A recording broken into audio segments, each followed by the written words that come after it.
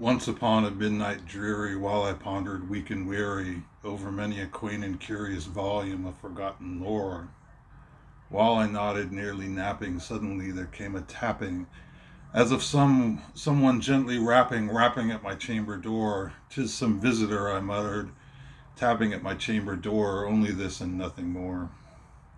Ah, distinctly I remembered it was in the bleak December, and each separate dying ember wrought its ghost upon the floor. Eagerly I wished the morrow, vainly I had sought to borrow from my books surcease of sorrow, sorrow for the lost Lenore, for the rare and radiant maiden whom the angels named Lenore, nameless here forevermore.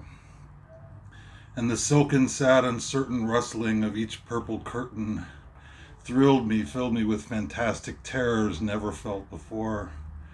So that now, to still the beating of my heart, I stood repeating, "'Tis some visitor entreating entrance at my chamber door.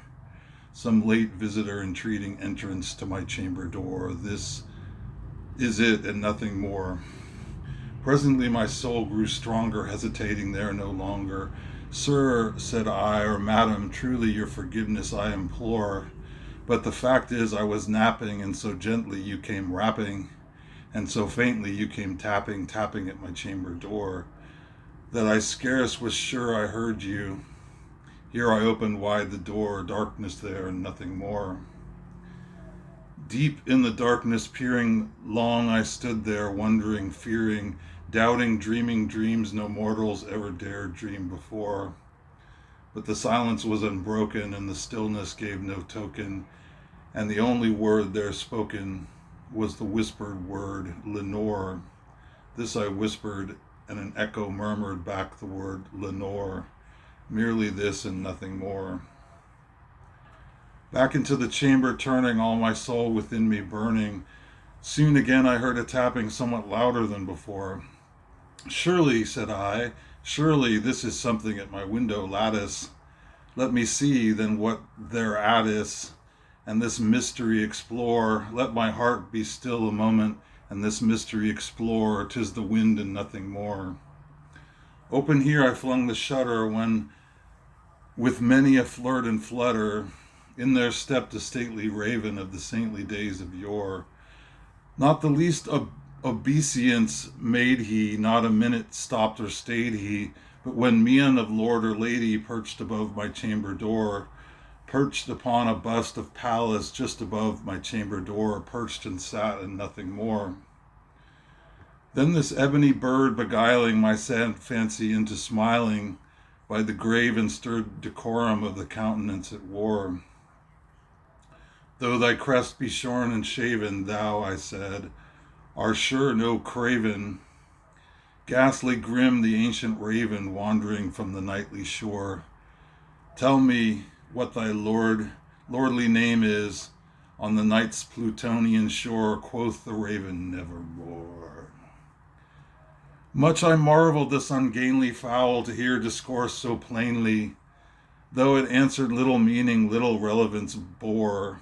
For we cannot help agreeing that no living human being ever yet was blessed with seeing bird above his chamber door, bird or beast upon the sculptured bust above his chamber door, with such a name as Nevermore. But the raven, sitting lonely on the placid bust, spoke only that one word, as if his soul in that one word did outpour. Nothing further than he uttered, not a feather than he fluttered. Then I scarcely more than muttered, "Other friends have flown before. On the morrow he will leave me, as my hopes have flown before." Then the bird said, "Nevermore." Startled at the stillness broken by replies so aptly spoken, "Doubtless," said I, "what it utters is its only stock and store, caught from some happy unmaster, whom unmerciful disaster followed fast and followed faster, till his songs one burden bore, till the dirges of his hope that melancholy burden bore, of never, nevermore." But the raven still beguiling my sad fancy into smiling, straight I wheeled a cushioned seat in front of bird and bust and door. Then upon the velvet sinking, I betook myself to linking fancy unto fancy, thinking that this ominous bird of yore, what this grim, ungainly, ghastly, gaunt, and ominous bird of yore meant in croaking nevermore. This I sat engaging and guessing, but no syllable expressing to the fowl whose fiery eyes now burned into my bosom's core. This and more I sat divining, with my head at ease, reclining on the cushion's velvet lining that the lamplight gloated o'er, but whose violet lining with the lamplight gloating over, she shall press nevermore. Then methought the air grew denser, perfumed from an unseen censer, swung by seraphim whose footfalls tinkled on the tufted floor. Wretch, I cried, thy God hath lent thee, by the angels he hath sent thee, respite, and nepenthe from the memories of Lenore. Quaff, oh quaff this kind nepenthe, and forget this lost Lenore. Quoth the raven, nevermore. Prophet, said I, thing of evil, prophet still, if bird or devil, whether tempter sent, or whether tempest tossed thee here ashore, desolate yet all undaunted on this desert land enchanted, by this home by horror haunted, tell me truly, I implore, is there balm in Gilead? Tell me, I implore. Quoth the raven, nevermore.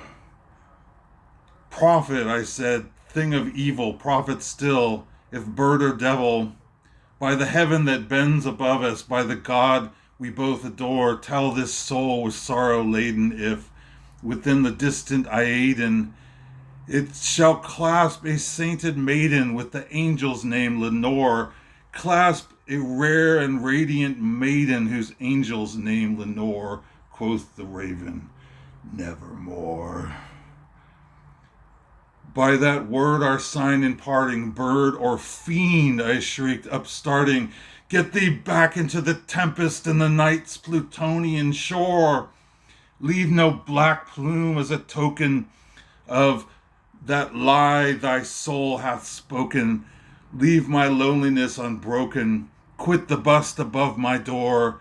Take thy beak from out my heart, and take thy form from off my door. Quoth the raven, nevermore.